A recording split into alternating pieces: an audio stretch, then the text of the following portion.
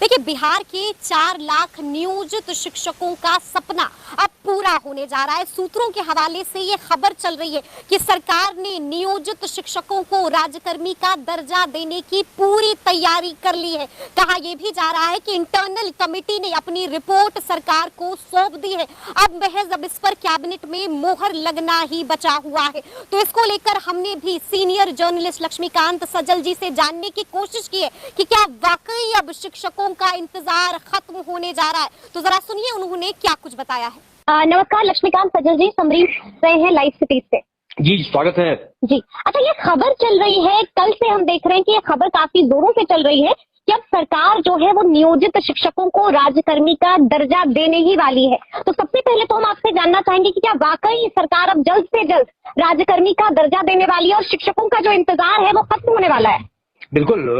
मैं आपको याद दिला दूं कि 15 अगस्त को मुख्यमंत्री नीतीश कुमार जी ने गांधी मैदान में स्पष्ट घोषणा की थी। नियोजित शिक्षकों से उन्होंने साफ साफ कहा था कि बिहार लोक सेवा आयोग से 1,70,000 शिक्षकों की जो बहाली होने वाली है उसकी लिखित परीक्षा आप होने दें।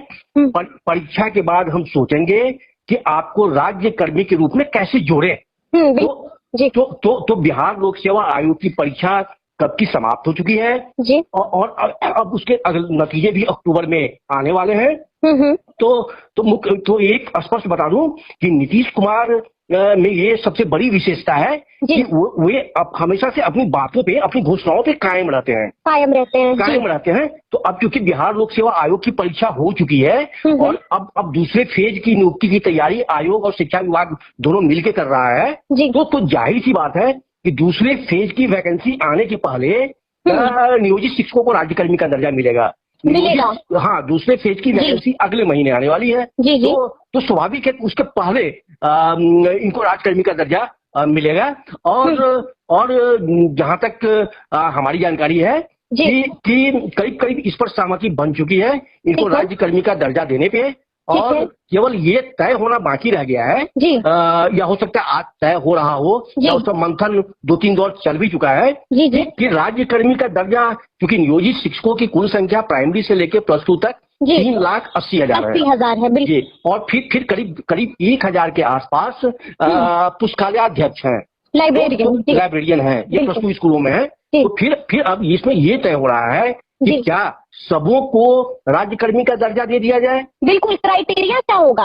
हाँ, तीन में एक क्राइटेरिया तय होना है कि क्या सबों को मिल जाए राज्यकर्मी का दर्जा, ठीक है, या इनकी कोई परीक्षा ली जाए, या इन्हें अनुभव के आधार पर राज्यकर्मी का दर्जा दिया जाए। अच्छा, मतलब 3 क्राइटेरियाज हो सकते हैं जिस पर निर्णय लिया जा सकता है। बिल्कुल, इसी में कोई एक होगा। पहला कि या तो सबों को दे दें, दूसरा या तो लिखित परीक्षा ले लें, विभागीय परीक्षा का, या चौथा होगा, तीसरा होगा कि नहीं अनुभव के आधार पर। लेकिन जो जानकारी क्षण की आ रही है उससे ये लग रहा है कि जो शिक्षक परीक्षामान अवधि में हैं उनको छोड़ के सबों को मिल सकता है। या यूं कह लीजिए कि परीक्षा वाले शिक्षकों का भी 3 साल करीब पूरा होने को जा रहा है। तो मोटे तौर पर मान लीजिए कि सभी जो 3,80,000 शिक्षक और पुस्तकालयाध्यक्ष हैं वो राज्यकर्मी घोषित होने वाले हैं। और इस प्रस्ताव पर केवल ये क्राइटेरिया जब तय हो जाएगा तो इस प्रस्ताव पर कैबिनेट की मुहर लगेगी।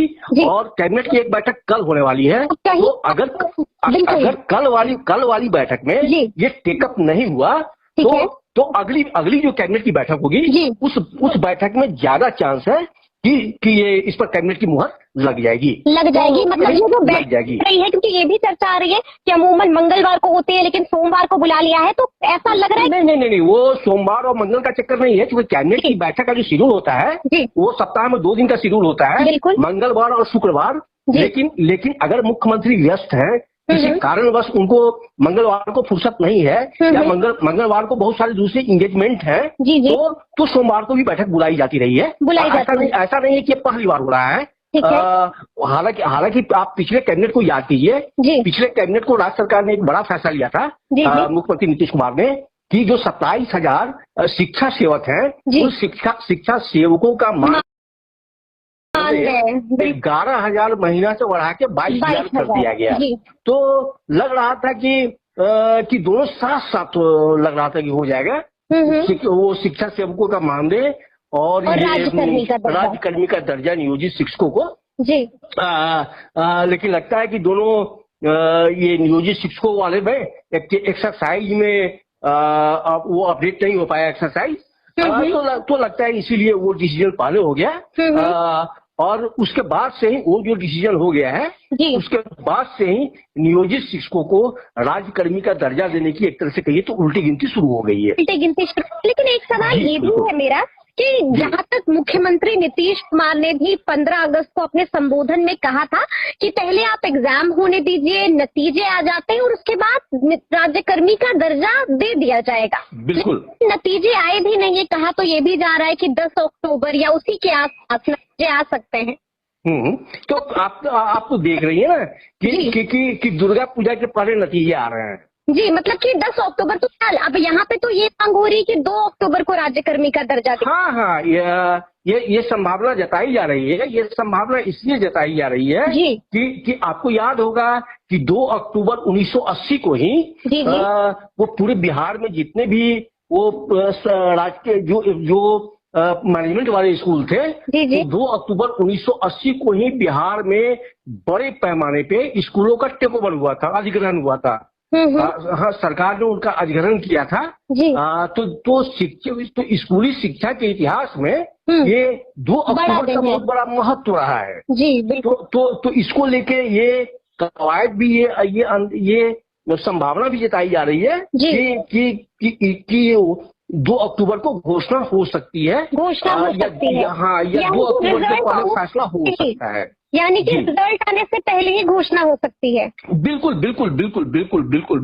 क्योंकि मुख्यमंत्री ने ये नहीं कहा था रिजल्ट आने दीजिए, मुख्यमंत्री ने कहा था कि आप पहले परीक्षा हो जाने दीजिए। परीक्षा हो गई है, परीक्षा हो गई है, रिजल्ट आने वाले हैं। इसीलिए लगता है कि रिजल्ट के पहले इनको नियोजित शिक्षकों को राज्यकर्मी का दर्जा राज्य सरकार दे देगी। कहीं ऐसा तो नहीं हो जाएगा कि जिन्होंने एग्जाम दिया है, जिन्होंने परीक्षा दिया है, कहीं उनमें कोई नाराजगी तो नहीं आ जाएगी कि हमने परीक्षा दिया है और उसके बाद जो है हम शिक्षक बनेंगे, लेकिन यहाँ पर पहले ही तमाम नियोजित शिक्षकों को अगर राज्यकर्मी का दर्जा दे दिया जाता है तो वहाँ पर भी कुछ खलबली मच सकती है। नहीं, इसमें इसलिए खलबली नहीं मचेगी कि जो नियोजित शिक्षक परीक्षा दे चुके हैं उनका रिजल्ट तो अभी आया नहीं है। बिल्कुल है। तो इस बात की क्या गारंटी है कि जो सारे के सारे परीक्षा दे चुके हैं वो पास ही करेंगे? एक तो इसकी गारंटी नहीं है। दूसरी बात ये है कि जो नियोजित शिक्षक पास करेंगे उनको भी तो वेतन संरक्षण का लाभ मिल रहा है ना। हाँ, तो अगर उन्हें वेतन संरक्षण का लाभ नहीं मिलता तब पेच फंस सकता था, तब उनकी नाराजगी होती। हाँ, लेकिन सवाल यह है कि 3,80,000 शिक्षकों में से कुछ 1,000 शिक्षक ही उस परीक्षा में शामिल हुए हैं। इसलिए बड़ा क्षमा शिक्षकों का ऐसा है जिसने परीक्षा का वाकआउट किया था, जिन्होंने परीक्षा फॉर्म नहीं भरा और परीक्षा फॉर्म भरा भी तो परीक्षा में शामिल नहीं हुए। तो बड़ी तादाद जो है वो उन्हीं शिक्षकों की है जो परीक्षा में नहीं बैठे। तो इसीलिए और सीएम ने उन्हीं शिक्षकों को कहा था आप पहले बिहार लोक सेवा आयोग की परीक्षा हो जाने दीजिए। हाँ, आप परीक्षा और उसके बाद हम सोचेंगे कि आपको राज्यकर्मी के रूप में हम कैसे जोड़े, राज्य सरकार के साथ कैसे जोड़े। तो अब वो वक्त आया हुआ है और इसीलिए नियोजित शिक्षकों को राज्यकर्मी का दर्जा देने की एक तरह से कहिए तो उल्टी गिनती शुरू हो गई है। शुरू हो गई है जी। हाँ, बस एक क्राइटेरिया भर तय होना है जी। क्राइटेरिया तय होना है और नियमावली में भी तो फिर बदलाव करना पड़ेगा। बिल्कुल। तो कैबिनेट भी जो जाएगा वो नियमावली में संशोधन का ही प्रस्ताव जाएगा। हाँ, वो माने ये जो नई नियमावली है, बिल्कुल जो नए शिक्षकों वाली नियमावली है, उसी में संशोधन होना है। उसी में संशोधन होना है क्योंकि इससे एक बड़ा फायदा ये हो जाएगा कि जब नियोजित शिक्षक राज्यकर्मी हो जाएंगे तो बिहार के सभी विद्यालयों में अब एक ही तरह के शिक्षक होंगे, अलग अलग तरह के शिक्षक नहीं होंगे। तो ये है ना पंचायत शिक्षक होंगे, ना प्रखंड शिक्षक होंगे, ना माध्यमिक शिक्षक होंगे, ना उच्च माध्यमिक शिक्षक होंगे, ना नगर शिक्षक होंगे, सब एक ही शिक्षक होंगे। और वो शिक्षक होंगे जिला संवर्ग के शिक्षक। बिल्कुल बिल्कुल बिल्कुल। तो अब देखना होगा कि आगे क्या कुछ होता है सजल जी। बिल्कुल, बहुत बहुत शुक्रिया बात करने के लिए। जी।